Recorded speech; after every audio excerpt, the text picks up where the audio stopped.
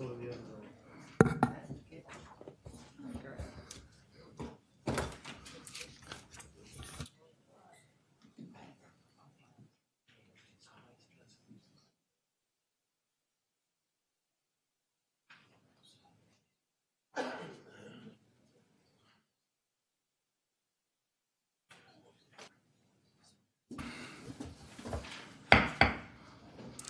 The Cuyahoga County Council regular meeting is now called to order. Jean, would you please call the roll? Calling the roll, Mr. Jones. Here. Ms. Brown. Here. Mr. Hairston. Here. Ms. Simon. Here. Council President Brady is absent today. Mr. Greenspan. Here. Mr. Miller. Here. Mr. Germana. Here. Mr. Gallagher. Councilmember Schron is absent this evening. Ms. Conwell. Here. There is a quorum. Thank you, Jean. I'd like to make a motion to excuse the absence of council members Brady and Schron. Moved and seconded. Is there any discussion? All in favor say aye. Aye. Opposed? The ayes have it. At this time, let's stand to recite the Pledge of Allegiance. I pledge Allegiance to the flag of the United States of America and to the republic for which it stands, one nation, under God, indivisible, with liberty and justice for all.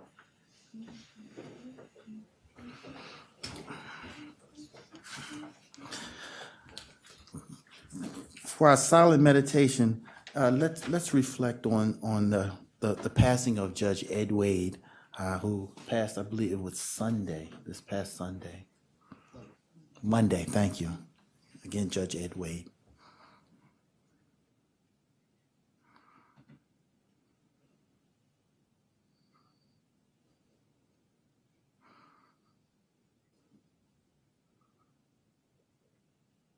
Thank you. Jean, is there any public comment related to the agenda or unrelated to the agenda? Yes, Mr. Vice President, we are going to continue on with the list of those persons who wish to speak from the Committee of the Whole meeting. Yes. And the first person up will be Heather Taylor Meisel. She had to leave, but I can read her written statement. Okay, thank you. The next speaker is Mike Rippich. Please make sure the green light is on the microphone. It's green. Okay, good. Thank you. Hi, I'm Michael Rippich. I'm president and CEO of 5-year-old Cleveland Company, about 250 team members in Northeast Ohio. We specialize in large-scale steel fabrication to serve power generation, heavy industry, and defense. I'm here to talk about the offshore wind project that we were hearing about just previous to this meeting, and the readiness of the industrial base, and also the willingness of the local business community to embrace and really take this project forward. And I want to to let you know that fortunate for us and fortunate for this project, there's a lot of underutilized heavy industrial capacity in and around this region, Cuyahoga County in particular, but in the Northeast, in the Midwest, and the Mid-Atlantic. AT&F, for example, has amassed some of the largest metal cutting and forming equipment in the world. We've used that to serve naval programs quietly, if you will, but many different industries. And as a result, capital investment in order to provide service to this project will not be required. However, we will require a lot more skilled welders, fabricators, machinists, to the tune of about 40 individuals, we estimate, to support the 6-tower project. If this comes to fruition, we've also been working with Fred Olson and LEEDCO on innovations to the foundation design that would allow for large-scale modular fabrication of components that could be transported to sites and assembled with minimal equipment that would allow Cleveland, our company perhaps, to become a major supplier to the industry, not only in the Great Lakes, but in the Northeast and perhaps beyond. by being able to come up with an innovative solution for foundation fabrication, which to date requires a very, very large facility dedicated and nearby wherever these would be deployed. So we're hopeful that we're successful in being the winning bidder, but we're supportive of the project regardless, and we know it will be great for the region, it'll be great for our industry, and we will benefit all of us. So thank you. The next person is Mike Music.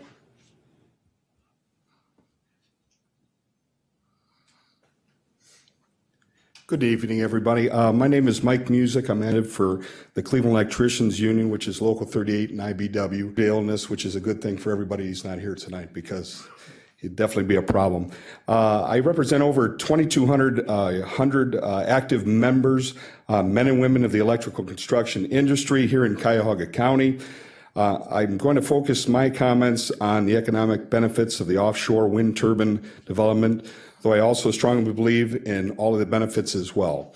Our members are trained to work on the wind turbines at IBW Training Center, and we have already completed several such projects, including the wind turbines at the Great Lakes Science Center, Lincoln Electric, and both turbines at the Williams Sopco and Sons Euclid. So I'm speaking from experience when I say these projects have already proven to show that they create jobs for the local area residents, and LECO is committing to use local labor for these projects. Offshore wind turbine development will create hundreds more jobs. The 6 turbine job will create about 500 jobs with a local impact of about $160 million. If we proceed with this project, I think we can make Cleveland the capital of the offshore wind shore development and possibly bring thousands of jobs to this area. That would also include manufacturing facilities. There would also be created for operations, engineering, and maintenance of wind farms. We have been hit hard in Cuyahoga County over the years with our loss of jobs, from the reduction of the size of the steel mills and the auto plants. Our local has seen firsthand the impact of loss of these jobs. In the steel mills alone, we lost over 200 to 300 of our members working there. This week, we only have 20 members on those jobs. We spent the last year disassembling Walton Hills, and Brook Park Ford is about half the size it used to be. We need to have something to replace these good-paying jobs, and we believe that we need to push forward with development of clean technology. For these reasons, we strongly support the offshore farm development, and we thank you for your time and your consideration. Thank you. The next speaker is Jocelyn Travis.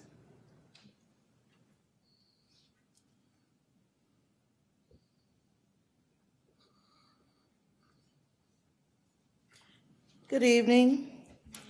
My name is Jocelyn Travis, and I am the Ready for 100 campaign coordinator for the Sierra Club. The Sierra Club is the largest, oldest grassroots environmental organization in the United States, with over 2.8 million supporters across the country and thousands of supporters living right here in Cuyahoga County. The Sierra Club advocates for bold climate action and the adoption of clean, homegrown, renewable energy.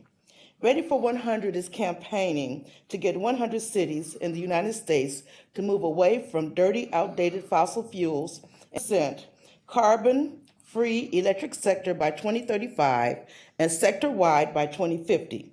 We believe that Cleveland can be a world leader by implementing our vision of 100% clean energy for a healthy, economically vibrant, equitable, and just Cleveland. Numerous Sierra Club members, volunteers, and partners are joining with me today to commend our Cuyahoga Council members for having the vision and leadership to understand the importance of saving the environment through the support of Project Icebreaker. We applaud the efforts of LEEDCO in obtaining a $40 million grant from the Department of Energy to provide a freshwater offshore wind farm in Lake Erie. The fact that this project will provide jobs and support local manufacturers while cleaning up our environment is a win-win for the total community.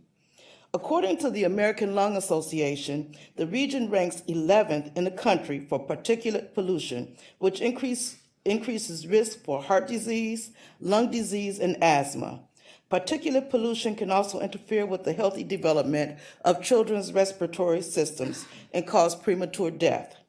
Sadly, low-income children are far more likely to be afflicted with asthma from dirty air, and those same families struggle to pay their utility bills, often having to choose between utility service and other necessities like medicine and groceries. Cleveland is the 10th worst city in the United States for energy cost burden on low-income and minority households. The good news is that we have the opportunity to protect our environment and reduce pollution for Cuyahoga County residents, while also creating good green jobs. Northeast Ohio is already a leader in wind and solar jobs, and this investment will help drive even more growth in the clean tech job sector. If Ohio is to make any progress, it must begin in Cuyahoga County. It is vital that we transform to 100% clean and renewable energy, the icebreaker issues, and ensure a cleaner, healthier community for all. We applaud the county in the consideration of this investment, and we encourage future investments in wind power, solar energy, geothermal energy, energy efficiency, and low-income weatherization. Thank you so much for providing me the opportunity to share our goals and commitment with you on behalf of we stand ready to provide any and all support needed to move forward with this project. Thank you so much. Paul Pace.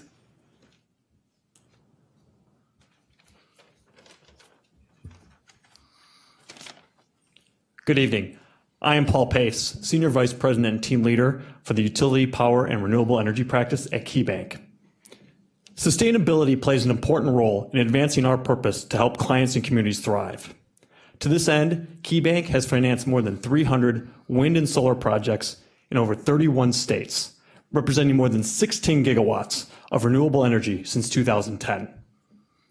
We currently have more than $3 billion committed to renewable energy projects in the United States and Canada, including the first offshore project in the United States, Deepwater Wind. As members of this community, we believe that LEEDCO's Project Icebreaker is good for Northeast Ohio.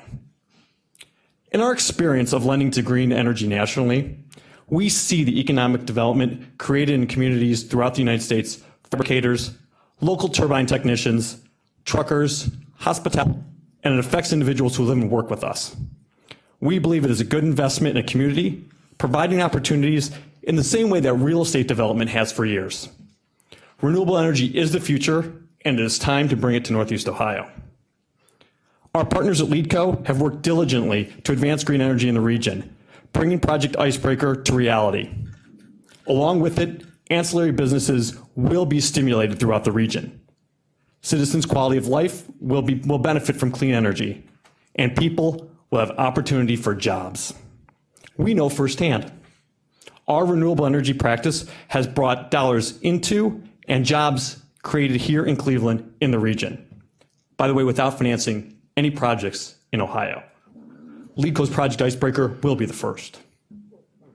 As a leader among U.S. banks in financing renewable energy, KeyBank recognizes leadership in this industry. LEEDCO's Project Icebreaker will be the first freshwater energy project in the United States and will be the first to make an impact directly in Cuyahoga County. That's leadership, and LEEDCO's Project Icebreaker is the type of investment needed in Northeast Ohio. Thank you for your time. Marty Allen.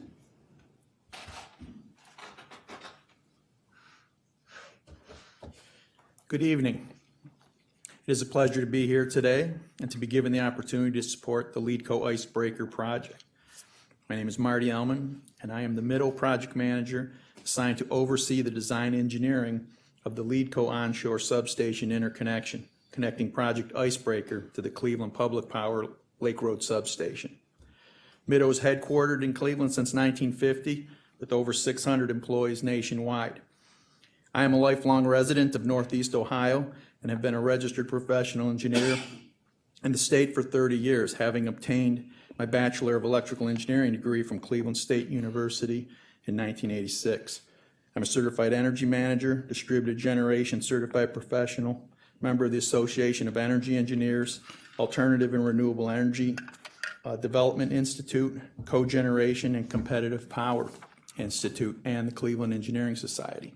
I perform power system and energy projects for utilities, industrial, institutional, manufacturing, and process industries. I am honored to be involved in this capacity and to be part of transitioning Northeast Ohio into a renewable energy 21st century. It has become an increasing percentage of the world's power generation portfolio. Offshore wind generation at larger capacity factors and efficiency is prioritized. 2050. The Rhode Island Deepwater Wind Project installation completed last month is the first U.S. offshore wind dominant breaker in 2018. Middle supports Project Icebreaker and this legislation. I want to highlight the potential positive impact offshore wind will have for our business, performing utility interconnections in Northeast Ohio as well as nationally. Icebreaker alone is already providing significant revenue to our business as we work with LeadCo in developing the onshore substation interconnection requirements. Upon completion of this design engineering effort, subsequent local contractors and manufacturers will benefit in the construction of the substation interconnection, providing for good paying local jobs in the 21st century energy economy.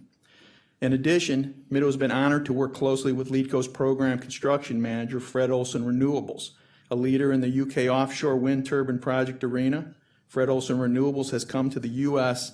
to help us grow this industry and the associated offshore technology transfer that will make the path forward in the U.S. so much more successful. Middo is looking to be part of Fred Olson Renewables' national projects as they further develop, taking our wind turbine onshore substation design engineering experience forward. In closing, I cannot overstate how ecstatic the Middo employees currently working on Icebreaker are to be part of it and how much we look forward to the economic and jobs impact that it will have.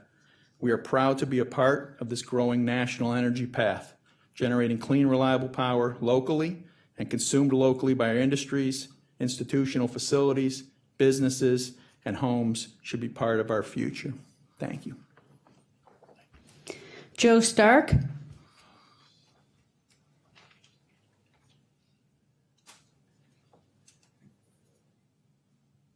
Okay, David Beach.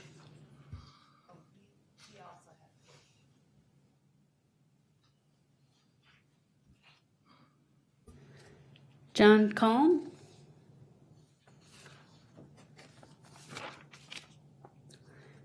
Sarah Taylor, I believe she left also.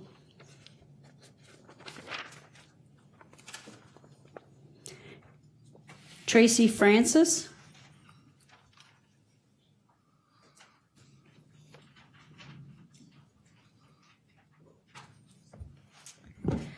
Good evening. My name is Tracy Francis, and I'm an attorney at GTL, the current provider of inmate communication and inmate financial management services to the Cuyahoga County Sheriff's Department.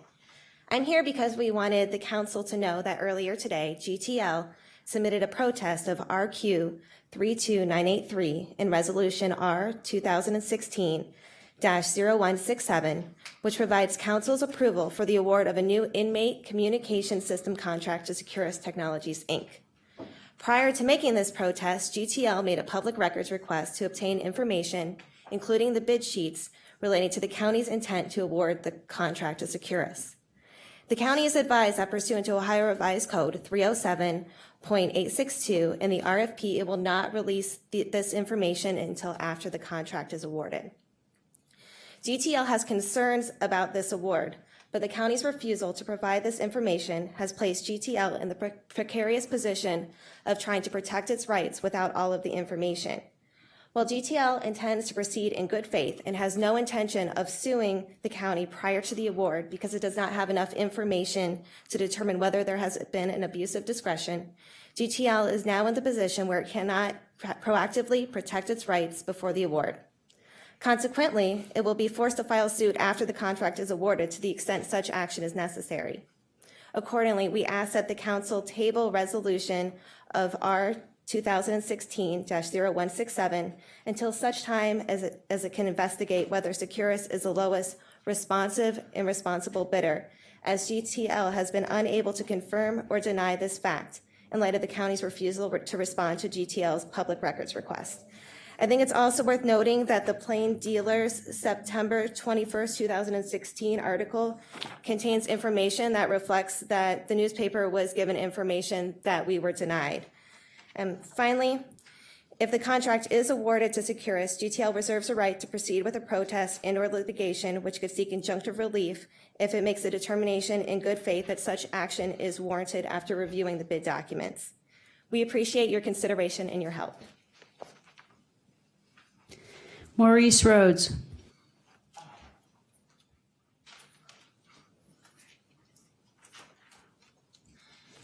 Good evening to the council. The 2:30 meeting was exciting, and I found it informative. It raised a lot of questions, and I understand that my council member, Mr. Jones, Mr. Greenspan, asked a lot of good questions, Mr. Germaina. If you'll, allow me, the way I understand this issue or this endeavor is that the city of Cleveland, which is 53% black or something, this deal, this mayor is asking for a tax increase.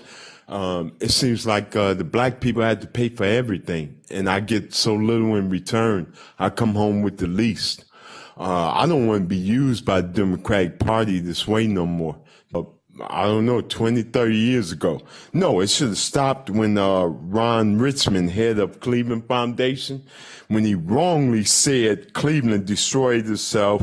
He's talking about these antiquated 1940 World War II factories that this leadership of Cleveland, let's stand here and decimate when the Cleveland police sold crack cocaine at 93rd and Woodland, they destroyed this whole city. The economy, that's why I got all these boarded up, condemned buildings and houses. And now I'm supposed to give Mr. Foley this money so he can get some wind turbines when I need this building and housing.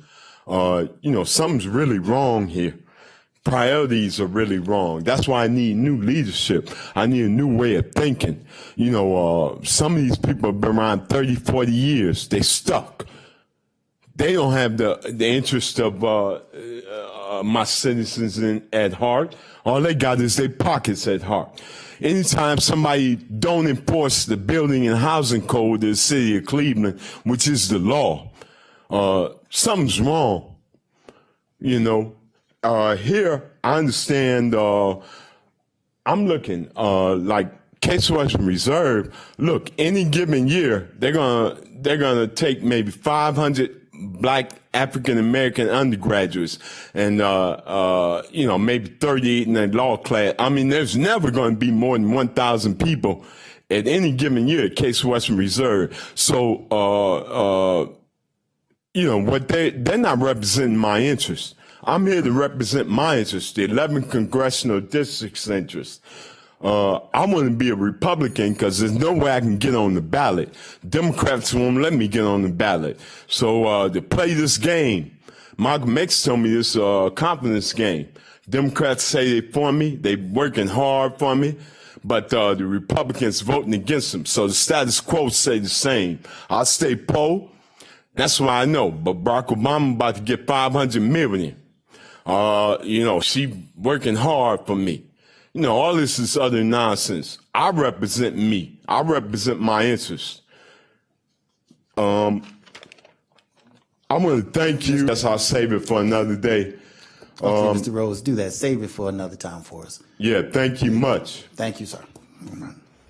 The Lakewood Hospital and Vice President Jones has agreed to take those at this time. So Joanne Gair.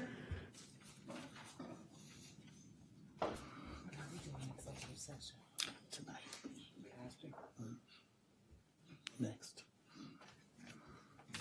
Good evening. Thank you. We deserve a better deal.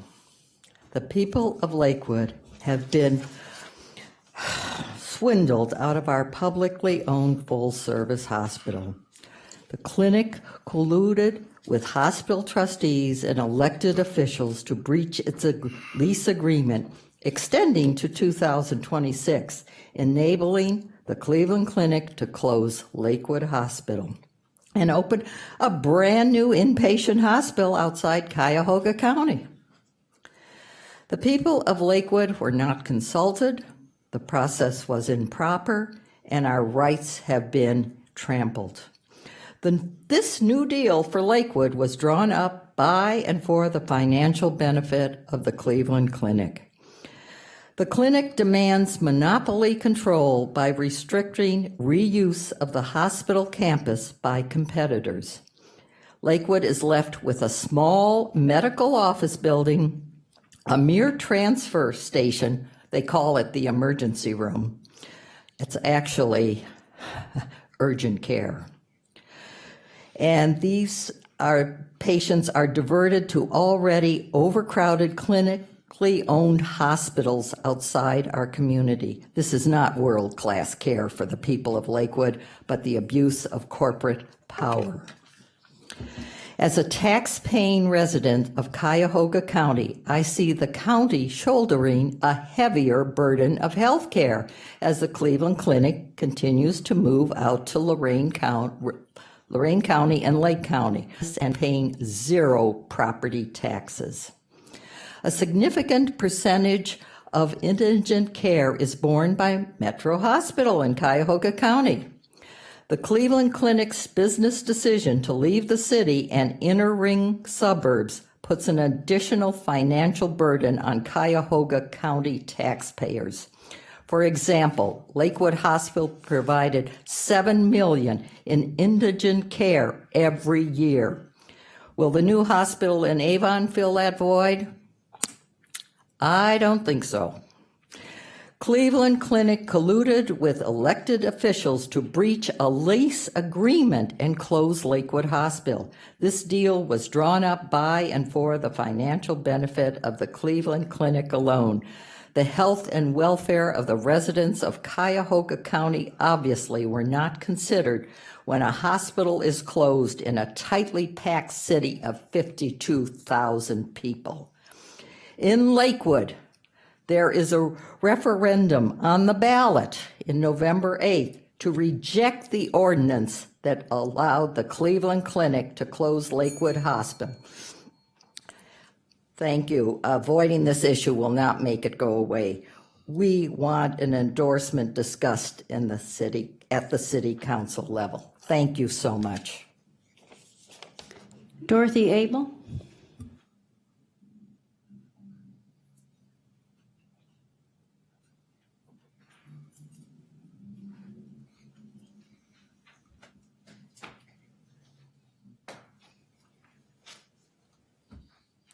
Good evening. Likely hospital sentiments. Imagine, if you will, a thank you note from the residents of Lorain County who will soon have a new inpatient hospital in Avon. Dear residents of Lakewood, we want to thank your mayor for understanding the concept of the new marketplace for health care here in Lorain County. At a recent Listening to Lakewood session, your Mayor Summers stated that back in 2010, hospitals spent $100 million upgrading nearby St. John Hospital in Westlake. Soon thereafter, UH merged with Elyria Medical Systems, creating many inpatient hospital beds for the UH system. Never to be outdone, the Cleveland Clinic, ever in search of increasing market share in affluent suburbs with high percentages of privately insured, found itself needing inpatient beds for their customers in Lorain County. We want to thank the 2015 Lakewood City Council, who, enthralled by the far-seeing forwards, obediently and unquestionably, Council fell into lockstep with his vision, with Mayor Summers' vision of health care, not just in Cleveland, not just in Lakewood, but in adjacent cities and counties as well.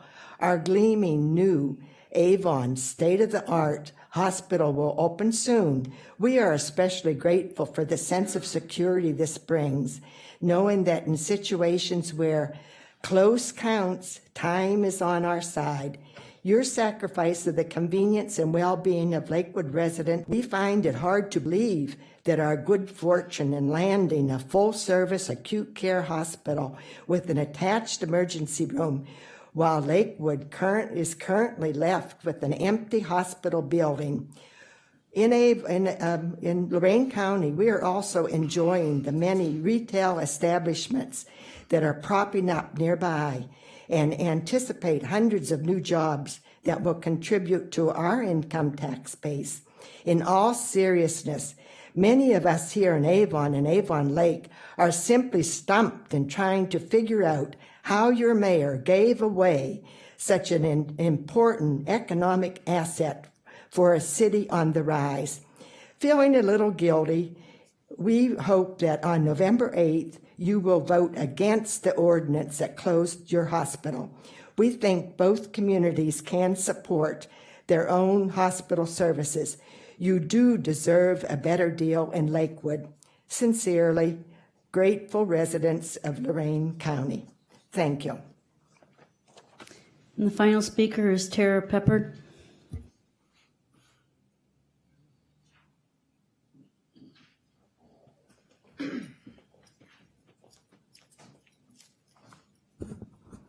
My name is Tara Peppard. I'm a resident of Lakewood, Ohio, and a resident of Cuyahoga County.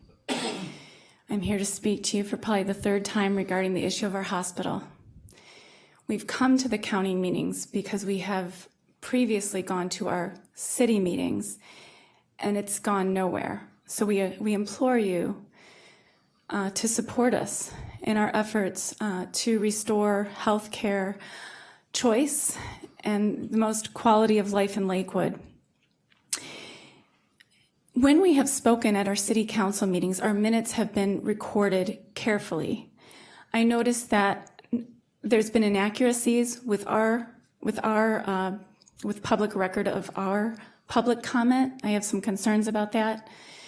During the last time I spoke, the last meeting, I was cut off. So what I said to you at the last meeting was not recorded, and I'm not sure why that was, but I'd like to point that out as a concern. I realize County Executive Armin Budish is not here, but I am when we speak, and we do want help on this issue. This issue is not just in Lakewood, this issue is in Euclid. Those rehab beds have been moved from, or are going to be moved from Euclid to Beechwood. The Cleveland Clinic has rezoned property in Lake County so that they can build out there. It's a matter of time before Euclid Hospital is closed. This affects your inner ring suburb constituents. It is wrong. It particularly affects the poor. You are our representatives and you bear great responsibility, and I beg you for support on this issue. Jobs and lives are affected by this loss. Metro put forth a solid proposal. It was clear from the communication that Lakewood city officials would rather have an outhouse with Cleveland Clinic than an inpatient acute care hospital. This cannot be accepted as okay. A very dear friend of mine had a stroke a few weeks ago. She is lucky to be alive. Had quality of health care been the same as it was in previous years, been taken care of at Lakewood Hospital. Her father was part of the board of the Lakewood Hospital, and so this was for this to happen to someone. This is very unfortunate, but she is lucky to be alive. She took a 40-minute ride to Fairview, and then she had to be life flighted because she was still bleeding. So something is wrong here, and if more lives are lost because of this move, which in my opinion is strongly based on corporate greed, our leaders are not doing their civic duty. So I implore you for your support in our efforts to vote on issue 64.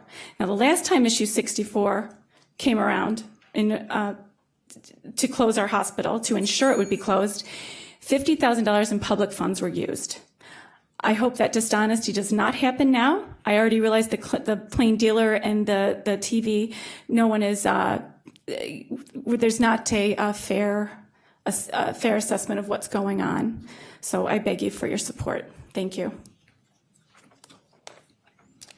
Gene, are there any other individuals sign in for public comment? That is it, Mr. Vice President. We approve our minutes for September 13th Committee of the Whole and our regular. Say aye. Aye. Opposed? Ayes have it. Yes. Abstain and one abstention. Announcement from the Council Vice President. I'll share with you, I attended at my own expense a trip to Washington, D.C. with our Closing the Achievement Gap students. 37 individuals of at-risk youth from local high schools, Garfield Heights, Maple, as well as the city of Cleveland. So this was our first partnership with the CTAG of the city of Cleveland. So 37 children who had an opportunity to attend, to visit Howard University, Morgan State University, and also Washington, D.C. to see the ribbon cutting for the African American Cultural Museum in the Smithsonian. So it was an enlightening adventure. The children learned a lot. And again, the continual opportunity to expose our children, our at-risk youth, so that they don't drop out of school, don't go off on the wrong track, and that they stay on that constructive path of graduation and so on. So it was an incredible time for everyone, and I look forward to updating you on future activities. Are there any messages from the county executive? Just look forward to October baseball. All right. At this time, we will deal with our executive session. All meetings of the Cuyahoga County Council are open to the public under the Ohio open meeting laws.